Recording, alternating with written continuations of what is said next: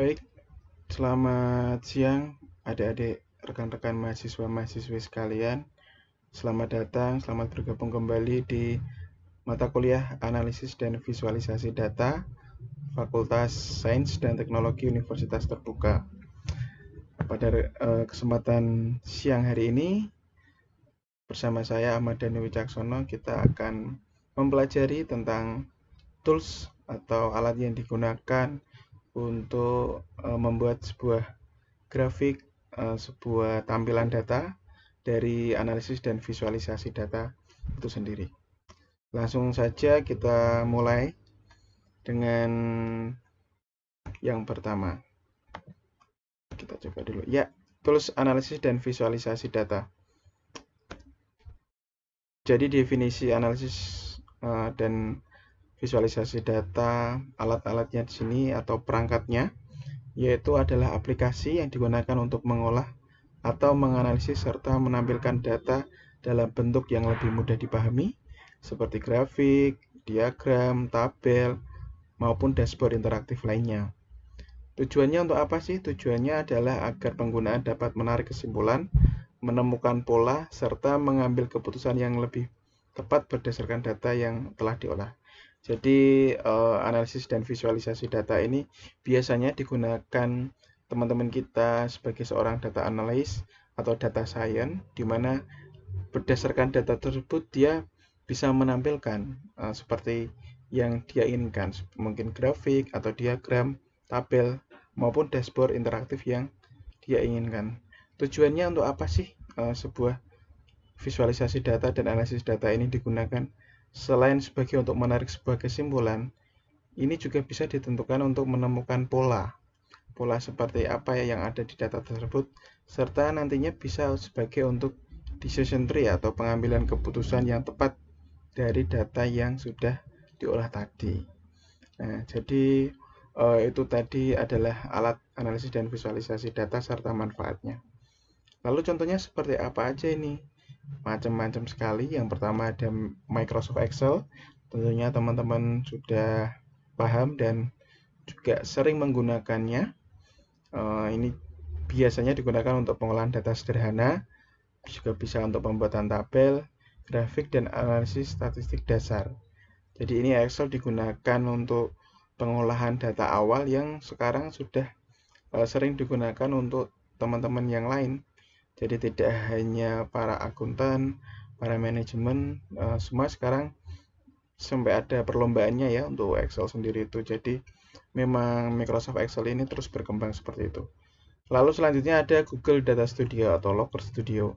Ini biasanya dia membuat dashboard interaktif, namun berbasis data online. Ini jadi seperti cloud begitu.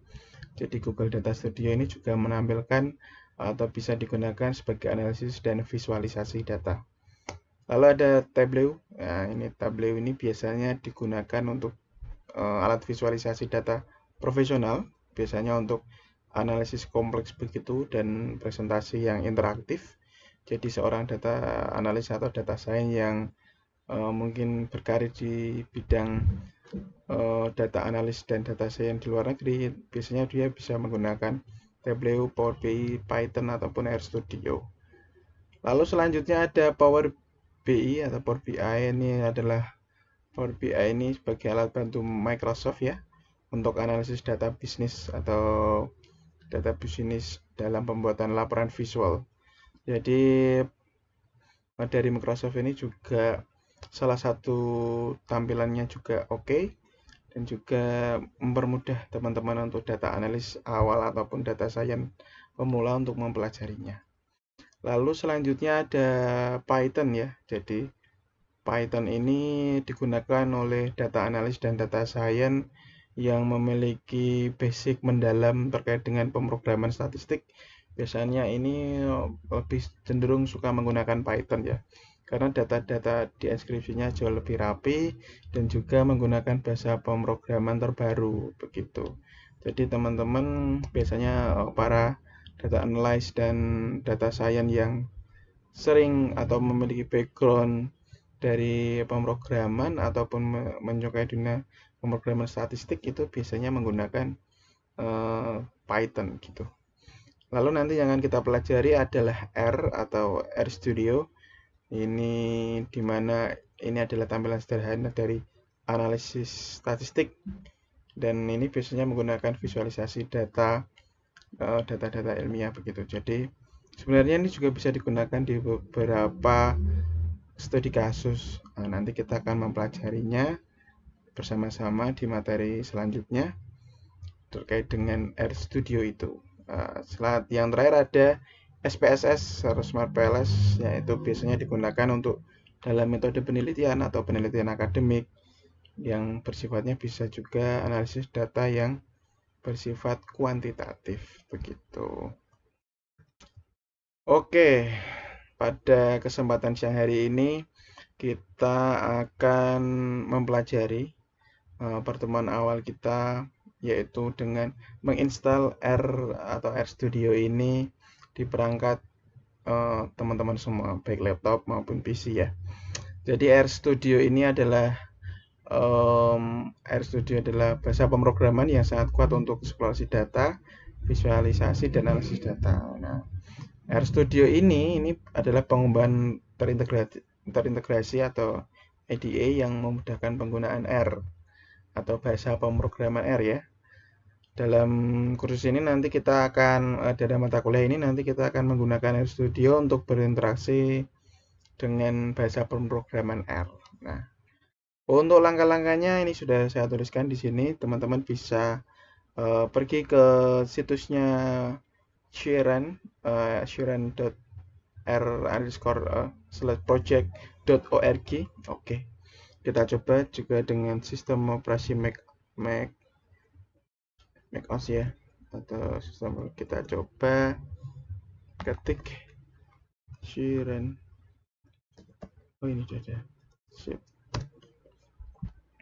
Oke, nah teman-teman mahasiswa-mahasiswi sekalian bisa mendownload di website resmi shiren.r/project.org. ORG ini nanti teman-teman bisa pilih, misalnya ada yang mau pakai Linux atau pakai Mac atau mau pakai Windows ya. Nah, berhubung saya menggunakan Windows, kita coba install. Caranya mudah aja. Install add to the first time. Yap. Nah, ini kita download R 4.5.1 for Windows. Diklik saja. Oke. Dia sedang menginstal. Ada historinya di sini. Oke. Jadi untuk siang hari ini teman-teman kita awali dengan mendownload RStudio untuk bahasa pemrograman R, di mana nantinya pada mata kuliah analisis dan visualisasi data kita akan sama-sama mempelajari terkait dengan RStudio ini untuk menghasilkan sebuah analisis dan visualisasi data. Karena nanti di pertemuan selanjutnya akan ada tugas menggunakan RStudio begitu. Oke. Sambil kita menunggu download, kita akan bahas sedikit terkait dengan si RStudio ini. Next saja. Oke. Tadi kita sudah download. Di bawah ada beberapa operating system. Ada Windows, ada Linux, ada Mac. Disesuaikan dengan perangkat keras teman-teman semua. Jadi di RStudio nanti tampilannya akan seperti ini. Ada layoutnya itu yang di samping kiri ada source atau editor. Nanti teman-teman melakukan pemrograman atau coding ada di situ. Dimana source editor window ini adalah jendela untuk digunakan untuk membuat, mengedit, dan menyimpan skripnya atau script R tadi. Dan pada jendela ini tersedia beberapa fitur autocomplete yang akan memudahkan kita untuk membuat script. Jadi misal kita ketik sesuatu nanti bisa muncul ya istilahnya itu variabel atau yang sudah kita ketikkan. Langkah yang dapat dilakukan apabila memulai baru bisa klik tab file new dan RScript. Oke. Selanjutnya ada konsol. Nah, konsol window ini ada di bawahnya. Cuman kadang ada yang suka tampilannya full, ada yang cuman tampilan source tadi, seperti saya lebih suka yang simpel begitu menggunakan source. Tapi di RStudio ini sudah ada fitur atau layout RStudio console window, di mana ini tempat mengeksekusi komen atau script R yang dibuat. Jadi setelah di scriptnya kita ketik, nanti akan dieksekusi di komen dari script yang di layar atau di layout konsol. Nah, script tersebut nanti dijalankan oleh source editor window maupun dengan langsung mengetikkan script pada jendela ini.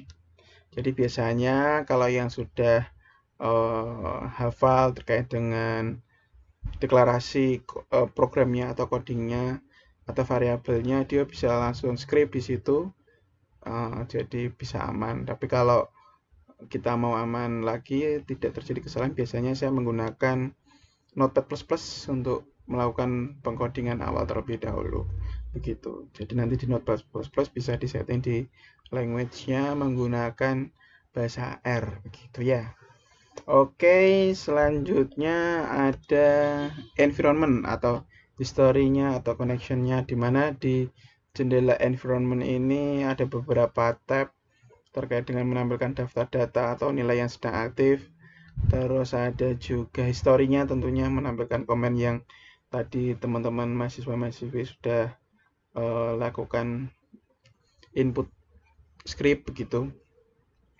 Adapun tab connection ini merupakan tab khusus yang berkaitan dengan koneksi database seperti MySQL, PostgreSQL, Spark, dan lain-lain. Jadi script-script tersebut bisa langsung terhubung ke MySQL dari database itu sendiri. Jadi sebenarnya aplikasi RStudio ini bisa connect dengan beberapa program database system gitu.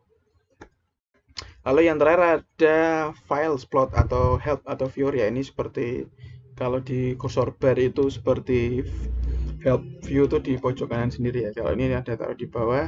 Sebenarnya tampilan ini layoutnya nanti suka-suka teman-teman mau dihilangin atau enggak.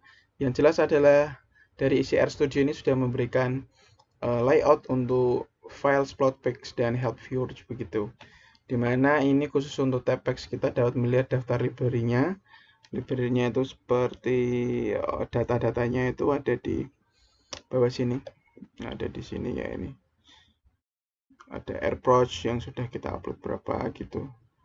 Lalu ada genomic, ya ini adalah data-data basic yang sudah diupload begitu. Jadi apabila kita ingin menambahkan library baru, bisa diinstal juga, di mana bisa membuat library tambahan dari di fiturnya di rproject.org tadi.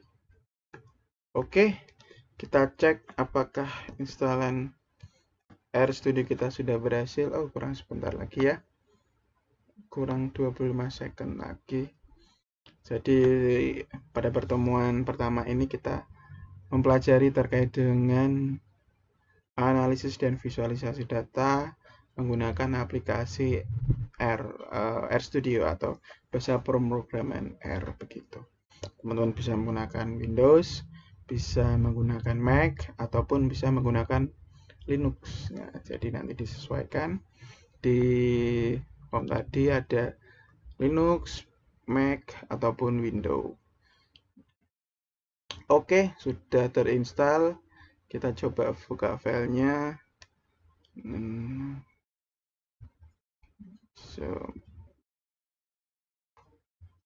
Kemarin sudah sempat install ya.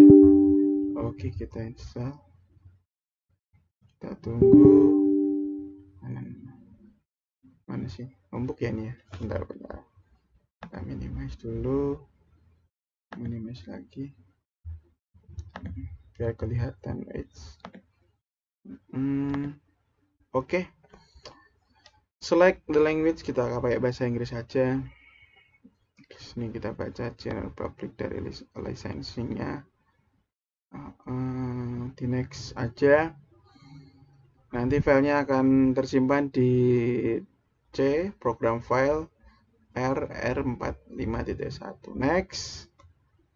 Ini dicentang aja, disesuaikan. Silakan, tadi ada yang mau custom atau spesifik, yes on the click, kita no aja ya. Kita samakan dari sana. Oke. Additional shortcut, oke, next. Ya. Selesai begitu cara menginstalnya sambil kita menunggu selesai instalasi. Teman-teman juga silahkan praktek. Jangan lupa download aja di website resminya si RStudio Project, di mana kita nanti belajar bersama di situ, karena nanti ada beberapa tugas di pertemuan kita menggunakan aplikasi R dengan bahasa pemrograman R. Oke.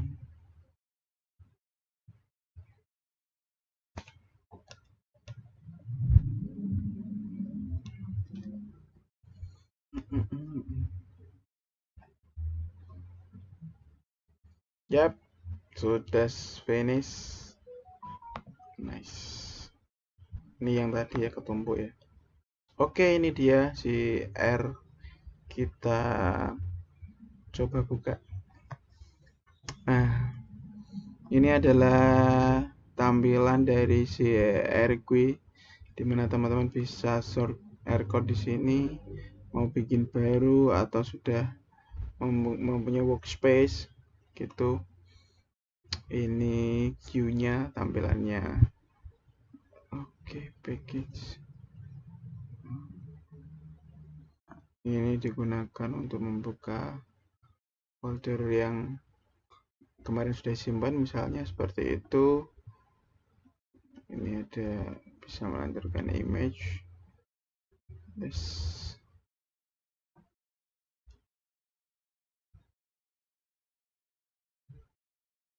Oh, ini windownya.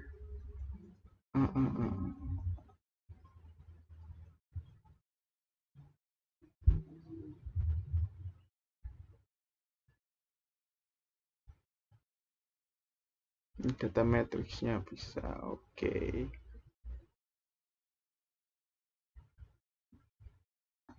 Kita cek dulu. Ini stop compilation, open script.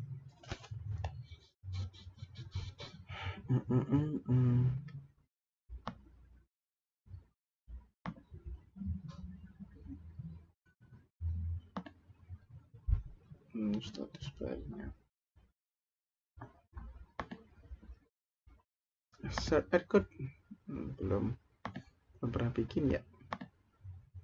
Oke, karena belum pernah bikin ya, kurang lebih tampilannya awal seperti ini.